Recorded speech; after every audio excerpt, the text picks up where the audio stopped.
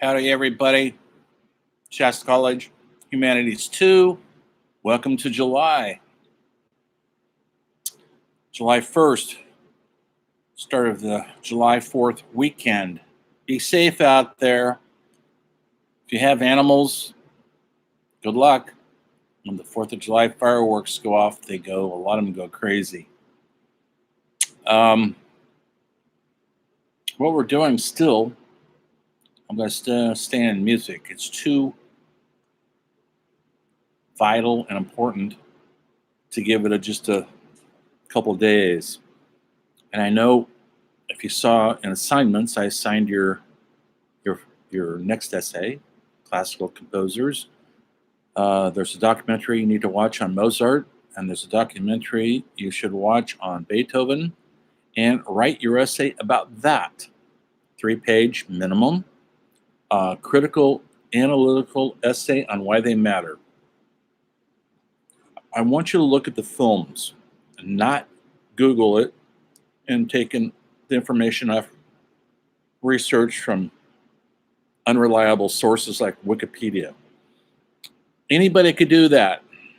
That's not what this class is about. This class is about looking at these very important people that have shaped our lives, our culture 400 or 500 years ago, and they still are shaping who we are. That's how important they were.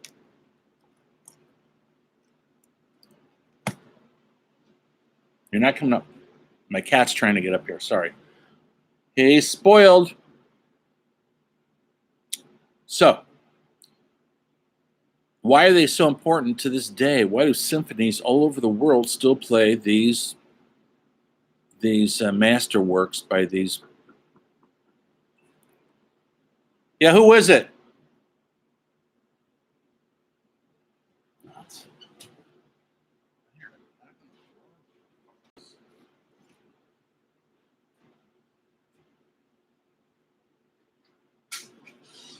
Yeah, I know.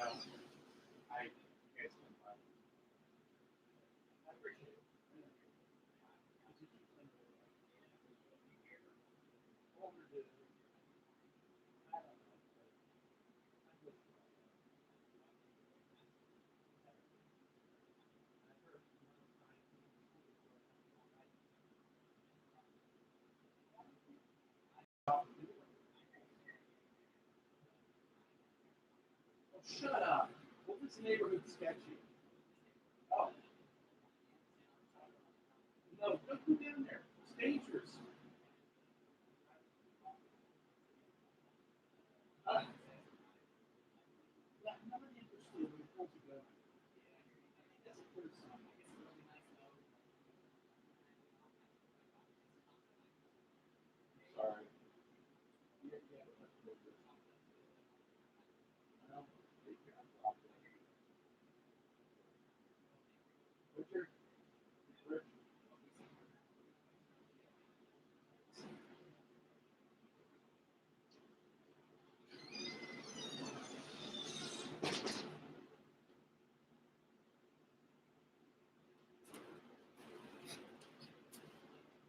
Okay, you move.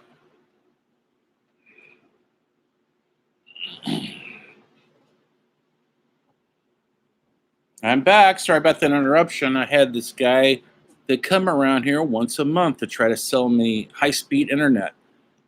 Every month I have to turn them down. It's always a new guy. I go, don't keep coming around. It's okay. You're wasting your time.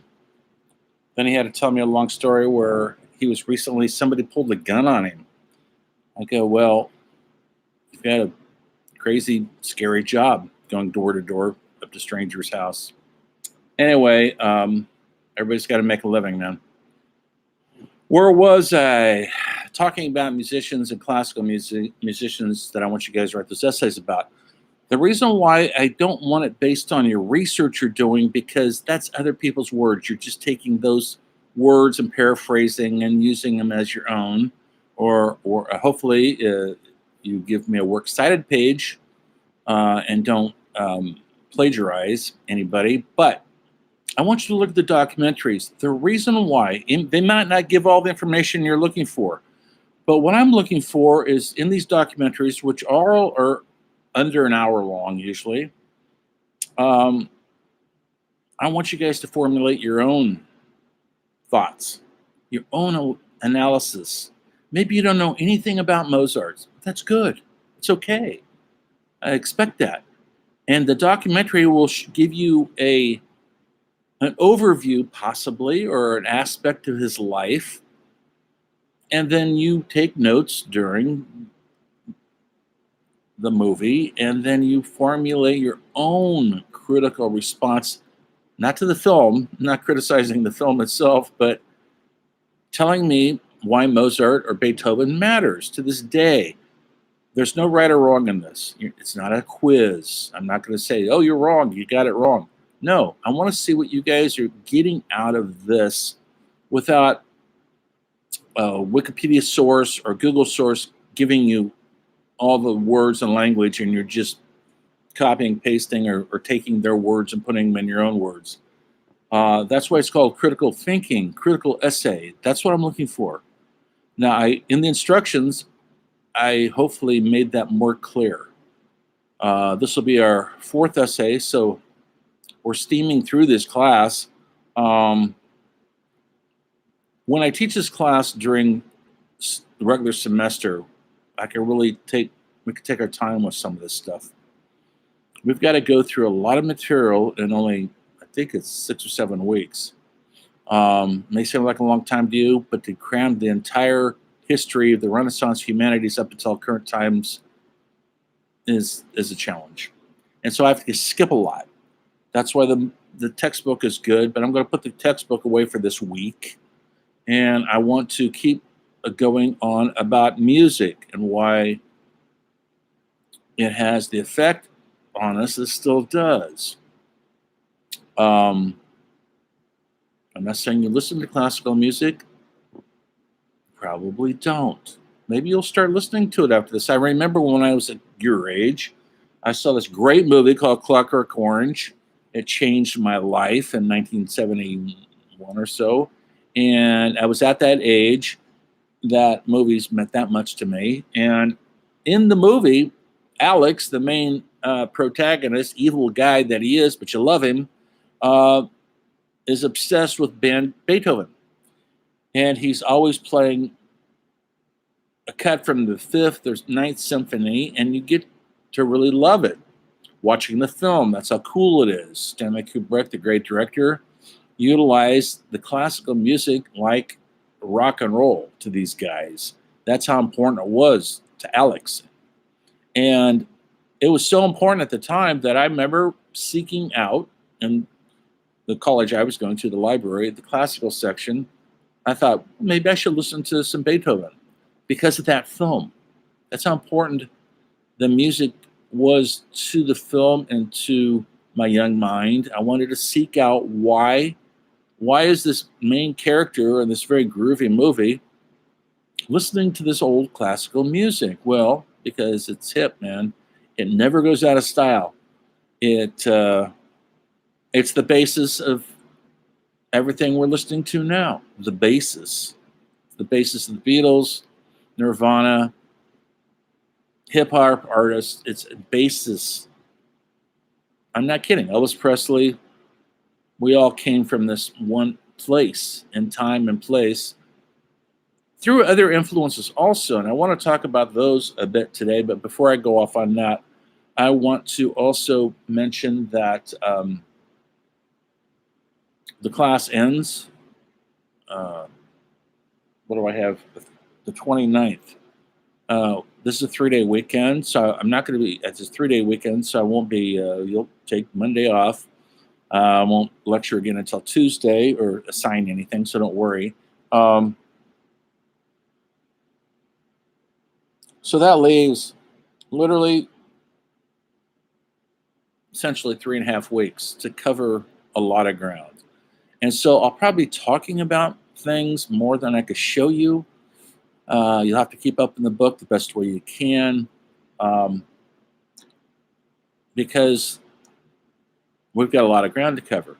And what I try to do, right now we're in early days. You've covered early artists, you've covered early playwright, you're covering early musicians, but When do we get to current musicians? Well, I'm going to try to do that also. We're going to talk about Andy Warhol and John Basquiat, and we're going to talk about Nirvana, and we're going to talk about the beginnings of hip hop and what that meant to the culture at the time and how it changed everything. Hopefully, I'll get to all that. So, we're going to go fast and furious. That's what summer school is all about. After the 5th essay, I want to sign that this week. I'll sign that next week, so you don't have to worry about that now because I just assigned the 4th essay this morning, which is due next Friday, by the way. I gave you an extra day because of the holiday.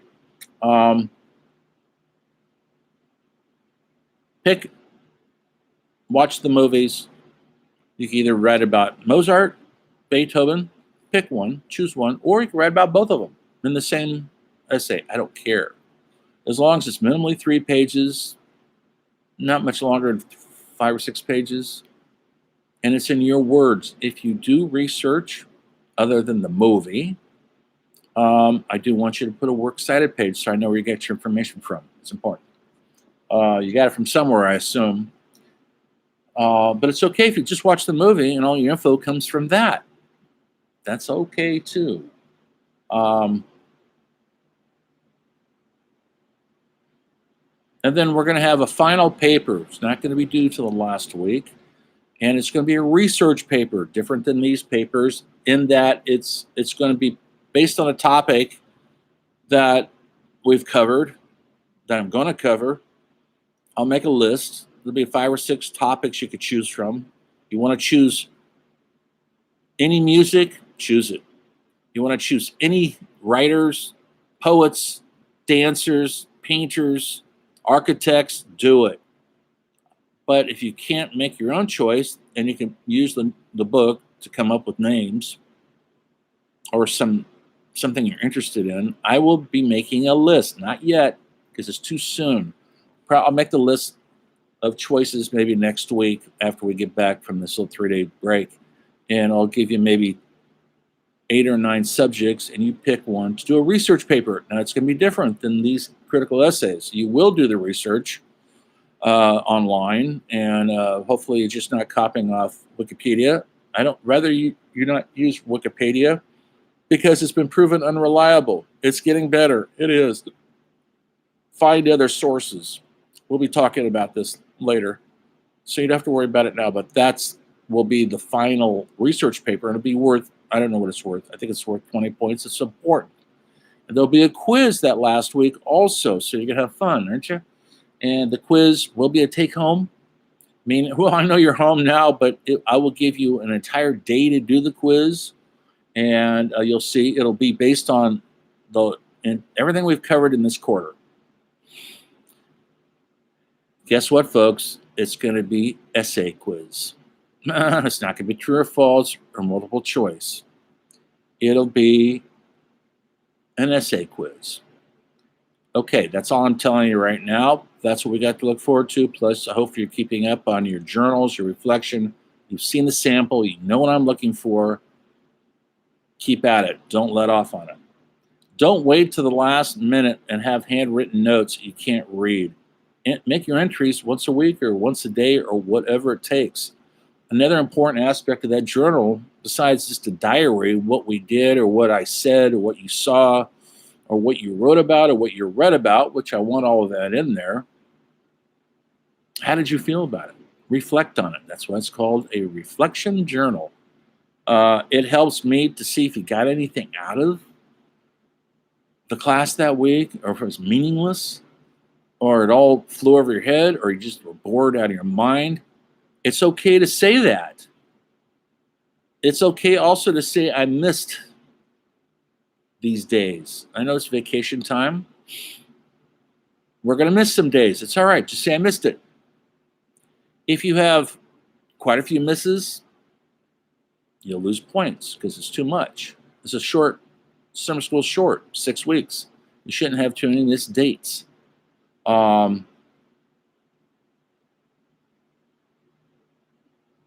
More about that as we go along. Right now, just for a few minutes, I want to talk about how important jazz music was in this country. Jazz, has anybody ever listened to it? Has anybody ever heard of Louis Armstrong, Miles Davis, Count Basie, Ella Fitzgerald, Dinah Washington? Anybody ever heard of any of those people? John Coltrane, Charlie Parker, Chet Baker, Dave Brubeck, Dinah Washington. She's a jazz singer, incredible jazz singer. Billie Holiday, one of the most famous jazz singers of all time. Tragic, tragic life. Heroin addicted, died early. They've made several movies about her. Maybe you've seen one. They made one recently. You can watch her on YouTube.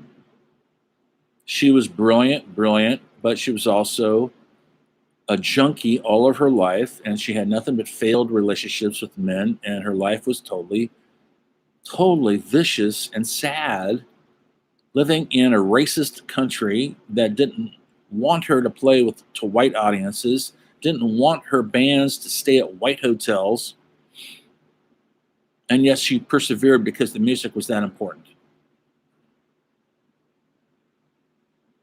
One of the first blues jazz musicians, female, Ma Rainey. They made a movie this year about her, Ma Rainey's Black Bottom, based on a great play by August Wilson. I'm going to talk about new playwrights, not this week. We're going to move on from Shakespeare, and we're going to talk about contemporary playwrights probably another week. And we'll be talking about how important August Wilson was. African-American playwright who died of cancer, I'm afraid, but not before he wrote 10 plays. Each play takes place in a decade of the 20th century. Not the 21st century, folks. Not your century. 1900 to 1910, 1910 to 1920. And Ma Rainey's Black Bottom, I think, is 1920. And he took a subject matter and he wrote a play about it. Yes, plays where people sit in a theater and they listen. Maybe you've seen Fences, the movie with Denzel Washington. And that's another one of August Wilson's brilliant plays. And yes, it's all African-American centric.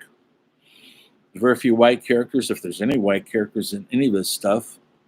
Why should there be? He mostly slit his plays. I'll talk about him later. But it's important to know that this African-American writer was that important and still is.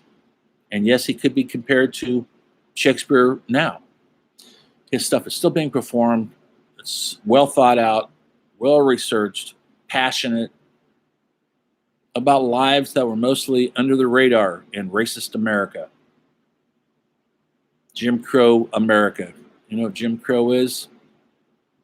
After slavery, there was these what they call Jim Crow laws, which didn't allow African Americans to live in certain areas, didn't allow them to use the restrooms in certain restaurants, didn't allow them to eat in certain restaurants. They had a ride in the back of the bus because everybody didn't have cars like we do now. And in about 13 or 14 states, it was legal to lynch an African American for a slight cause, like looking at a white woman. Yes, folks, they could lynch them for that, and they did. And Jim Crow laws were in effect in the South up until the 1970s. Hard to believe we had those. Jim Crow is a term that can apply to these jazz musicians because they are all playing in the Jim Crow era of this country. It was still dangerous for a black person to be in the South by themselves. Slavery was still a recent memory. Maybe it still is. You've seen the riots. You've seen Black Lives Matter. What do you think that's all about? Do you think it's done in this country? You don't think we have Jim Crow in this country? Not by definition. But as an African American, do you think they feel safe to go into every neighborhood in all the states in this country without being suspect by law enforcement or fear of the other? Well, these musicians who were passionately drawn to music like jazz, which is an invented American music, the only one, by the way. We didn't invent folk music, that was brought over from old Europe. We didn't invent rock and roll, folks. Yes, we helped it, but it's brought over from Africa. That's where the rhythm and the beats come from.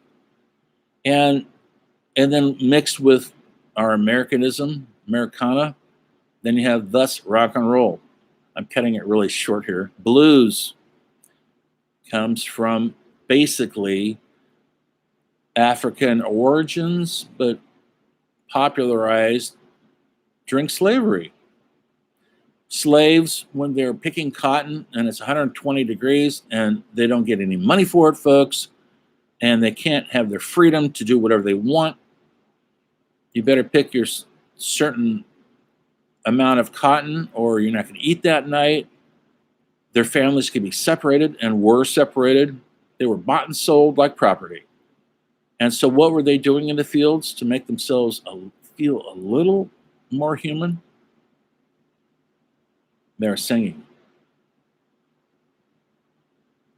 And it developed into,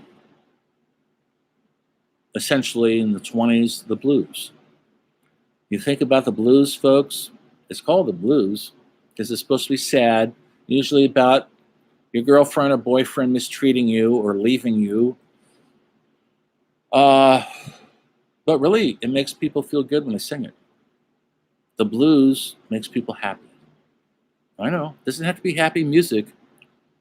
Why is that? What is fundamental in us as human beings, as listeners of music, and you're a listener of music, I saw it in your discussions, whether it's Broadway musicals, grunge, heavy metal, dance music, soul music, trip hop, acid, whatever the brands they have out there now, why are you connecting to it? Why does it connect to you? And when you listen to it, do you feel better? Do you feel worse? Do you feel something? And it's visceral. You know what that means, visceral? It means it's immediate. You feel it. You don't have to read it. You don't have to interpret it. The sound in your ear gets in you somehow and affects your entire being. Like, for example, I can't stand many kinds of music. Don't give me a banjo. If I hear a banjo, I get angry. That's a visceral reaction. Am I a jerk for that? Probably. I don't care. I don't like accordions either. I don't like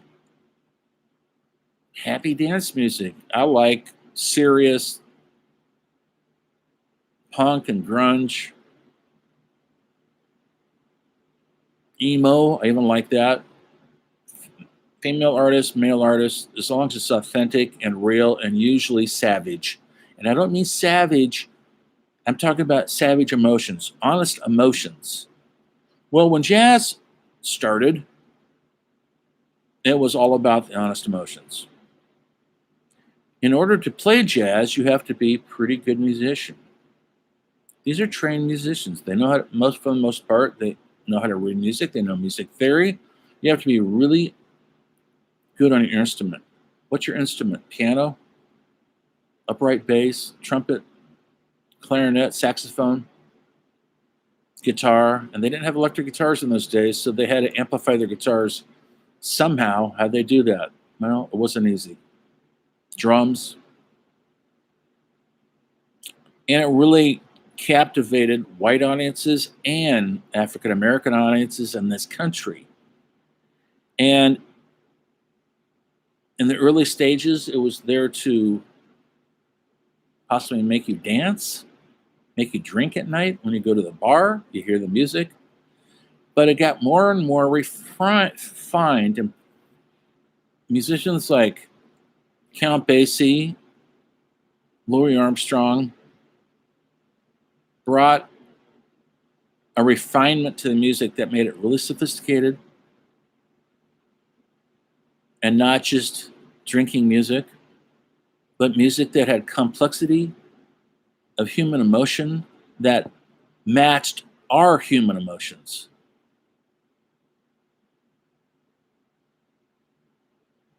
Duke Ellington is a great example.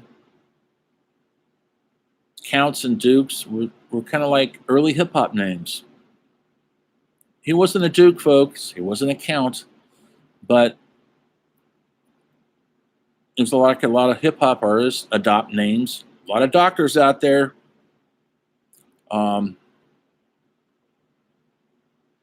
That goes back, if you want to connect the dots, to these early jazz musicians. And the more complex our lives became, the more complex the music became. And people could take it. They understood it. They didn't have to have simplicity shoved down their throats to feel something.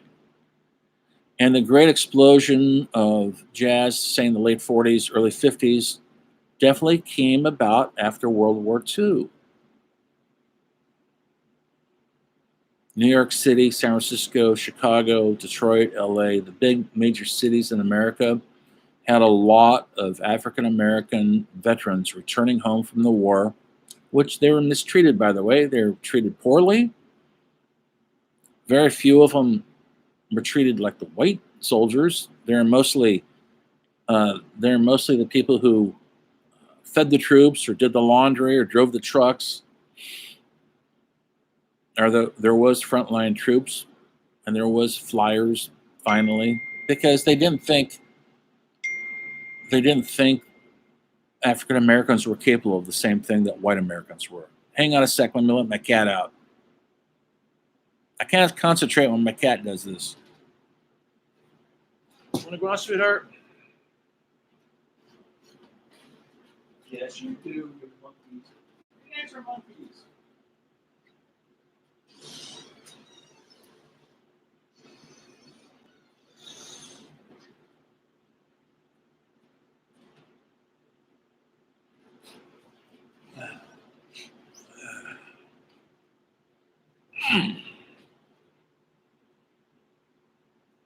I'm back. They're out. They're not going to bug me for a while.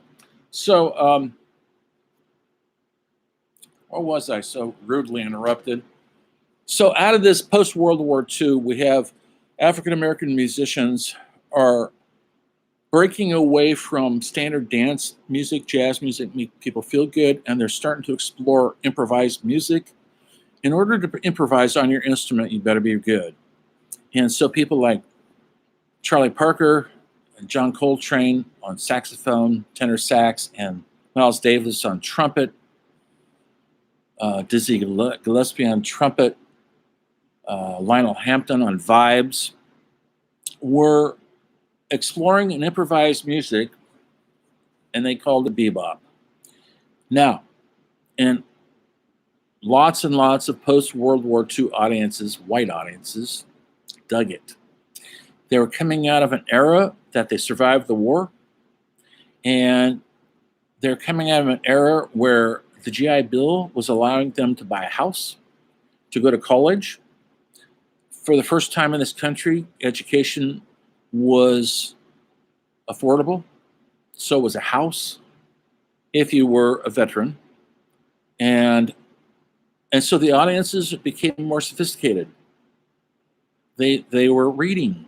They read books like the poetry of Rimbaud and the Shakespeare's language, and Russian writers like Chekhov,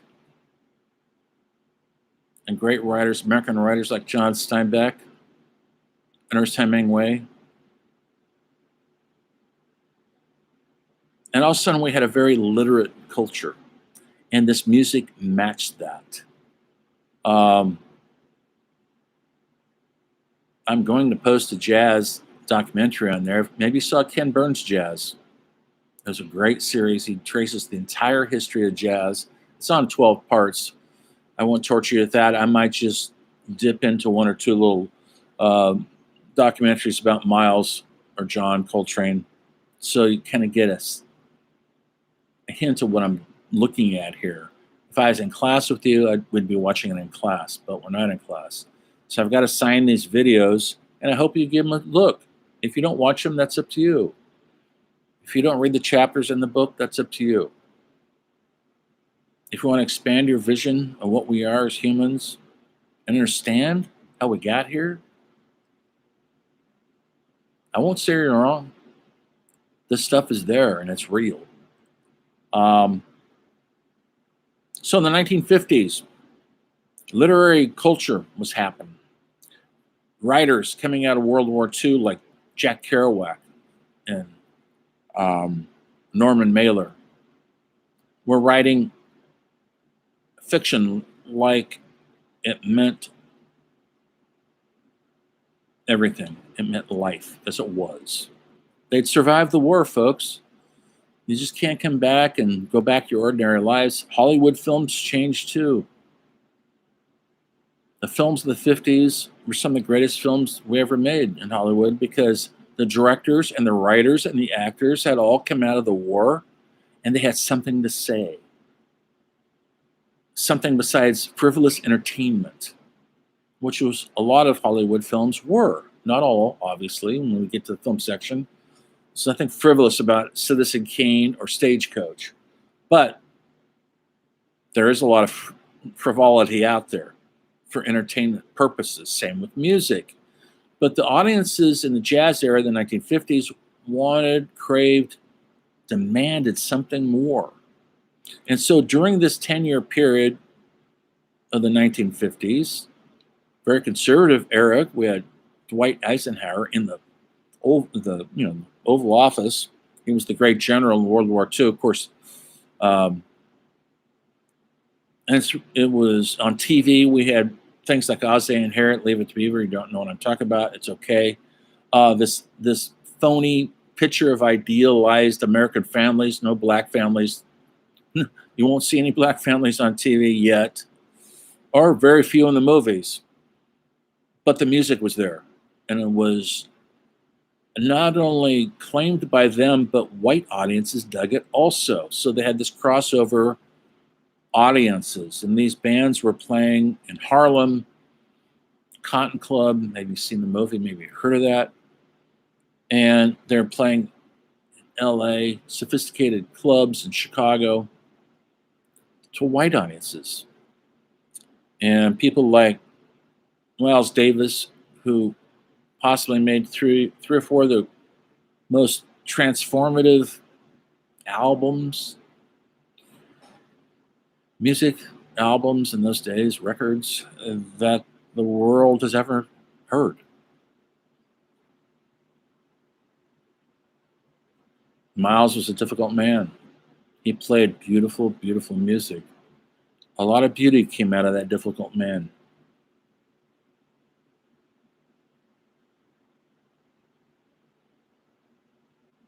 The literature was changing. People were demanding more from the writers. Painters were changing. In the 1950s, the painters were becoming abstract expressionists. People like Willem de Kooning, Jackson Pollock. Maybe you've heard of these yet. The rise of Andy Warhol. I'm going to cover these when I get contemporary painters soon. You don't have to know all this stuff now, but it might be part of your quiz.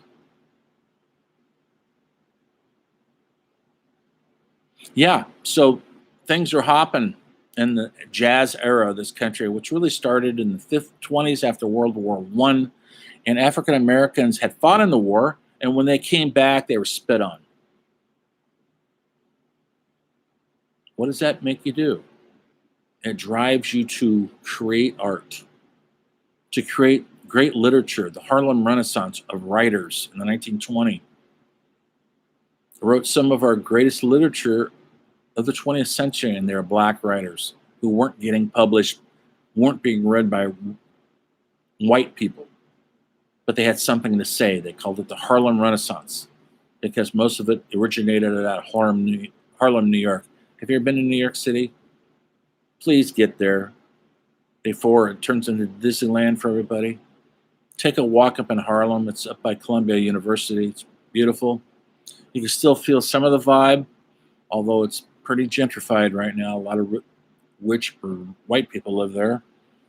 But during this time, this is where African Americans could live, could pay rent, could have jobs, and they wrote books and did paintings and wrote great music. And it radiated out to the whole country. This is a big country, folks. But people in Denver, Colorado were listening to John Coltrane. How is that happening? Well, because there was a great underground. There was a music scene that went to major cities. There's a great blues scene in Kansas City, Kansas. Lots and lots of major. That's the Midwest, folks. Lots of major people came out of that area. And when it comes to the blues, Muddy Waters and those guys came out of Chicago. Where there's a great population of people who aren't on the upper echelons of our culture, meaning rich white people, you're going to see a convergence, a renaissance of great art. And if anything that about this class that connects everything to everything, Mozart to the Dutch painters I asked you to write, back to Shakespeare, they were all outside of society. They were rebels, one and all. And yet they got their rebellion on in the form of writing a great symphony or painting a great painting, or writing a great book or play, because that's where expression comes from, out of our pain. That's how we rid ourselves of our pain. What do you think a band like Nirvana existed on? Listen to his lyrics. It's all pain. And the poor guy couldn't get past it. Rich millionaire rock star, and he blows his brains out at 27 years old. That's how much pain he was in. Other musicians throughout history, from Count Basie to Duke Ellington to Miles Davis, all of them at one time or another were hooked on heroin. Why? If they're happy, why get on heroin? Because they weren't happy, folks.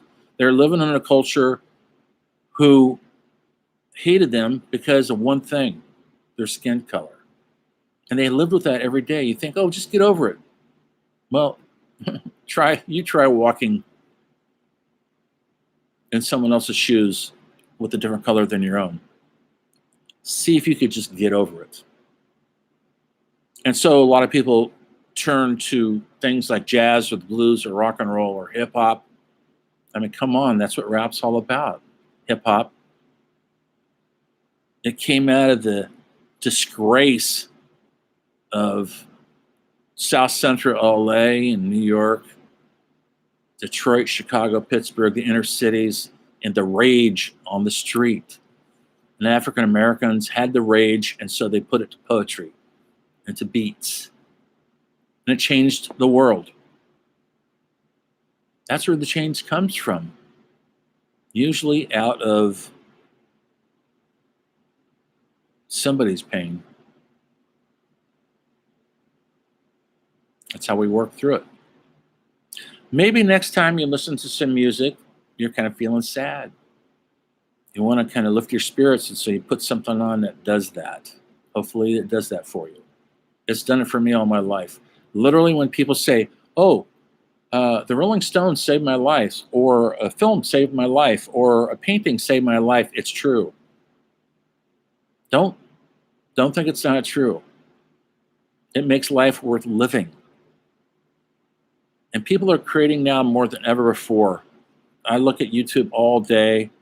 People are making music like never before. Yeah, it's not going to change the world like the Beatles did. That's over. That was a one-shot deal. There's too much access, but there's little pockets everywhere, subgenres. There's a million forms of heavy metal, death metal, blah blah, doom metal, whatever. There's a million tributaries of punk rock, power pop, rock, new wave, punk, pop punk. How does it make you feel? Does it make you feel like you want to continue to exist on the planet? Then it's doing its job. And I hope it does. Keep listening to music. I'll talk to you before this holiday's over because I got a lot to say and I have already begun to say it. I hope you guys enjoy your time off. I look forward to your next essay because I know you're going to nail this one. The grading's going to get tougher. I've been pretty easy on the grades because we're just new. But after fourth essay, you better show me something in the essay. It won't be graded so easily. But what I've read so far, I've almost finished. I only have a few more Shakespeare ones to go. I'm impressed. So thank you for paying attention. Keep up the good works. Keep up the good essays. And you'll do okay. Onward and upward. Stay safe out there. Stay hydrated and stay cool.